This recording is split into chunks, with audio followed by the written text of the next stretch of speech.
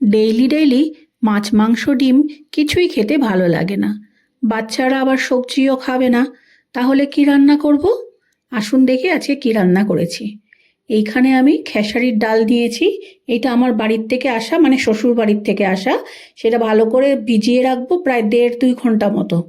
ততক্ষণে আমি আলুটাও কেটে নিয়েছি। আলুটা কেটে ডুমো ডুমো করে কেটে নিয়ে নুন হলুদ মাখিয়ে ভাজবো। তেলটা গরম হয়ে গেছে, আলুগুলিকে ছেড়ে দিচ্ছি। আলুগুলিকে ছেড়ে ভালো করে একটু নাড়িয়ে চাড়িয়ে ঢাকা দিয়ে রান্না করব যতক্ষণ না আলুটা সেদ্ধ হয়ে যাচ্ছে আর ভাজাও হয়ে যাচ্ছে। ততক্ষণে ডালটা ভিজিয়ে রেখেছিলাম, ভিজে গেছে ভালো করে। সেটাকে ভালো করে ধুয়ে মিক্সিং জারে পেস্ট করব অল্প জল দিয়ে।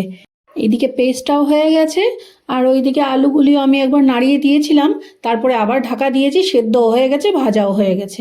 আলুগুলিকে নামিয়ে রাখবো। ও, আপনাদেরকে তো বলাই হয়নি যে আপনারা খেসারি ডালের বদলে মসুর ডালটাও নিতে পারেন। এখানে আমি খেসারি ডালটার মধ্যে দিয়েছি কাঁচা লঙ্কা কুচনো, পেঁয়াজ, নুন, হলুদ দিয়ে ভালো করে মেখে গরম তেলের মধ্যে অল্প অল্প করে ভেজে নেব। গ্যাসের ফ্লেমটা কিন্তু কমই রাখবেন, না হলে উপর দিয়ে লাল হয়ে যাবে আর ভেতর থেকে সেদ্ধ হবে না। এইবার উল্টে দিচ্ছি, উল্টে পাল্টে ভালো করে ভেজে নেব। এবার হয়ে গেছে ভাজাটা, আমি নামিয়ে দিচ্ছি।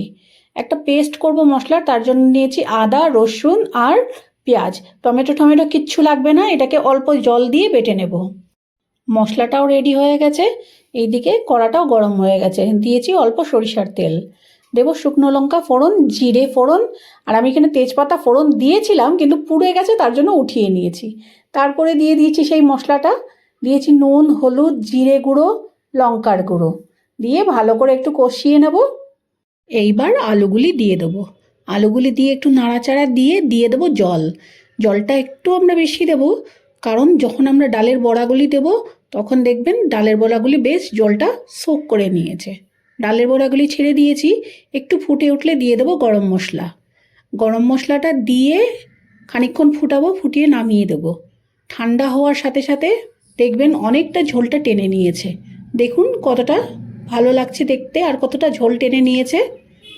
এইটা গরম ভাতের সাথে পরিবেশন করুন, বাচ্চা বড় সবাই খেয়ে বলবে দারুণ হয়েছে।